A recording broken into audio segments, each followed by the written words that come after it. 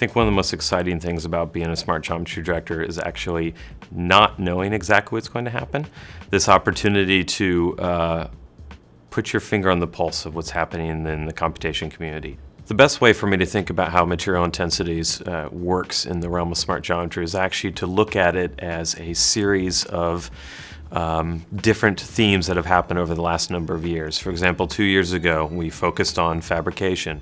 Last year, we delved into information usage of real-world data.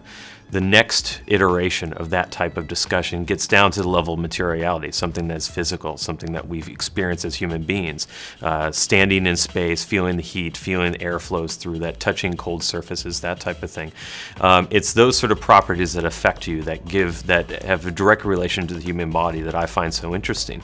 So while we may have been focusing on things that are less human, specifically physical objects that are cut and are assembled in pieces in the first conference, and in the second year, all these intangible things that sit out in the ether of space, of data and of analysis.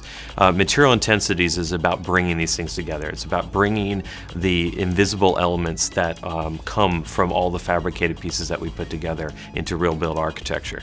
So I think one of the exciting things is the unknown. It's the discovery. It's the moment of showing up and what you can learn from the process.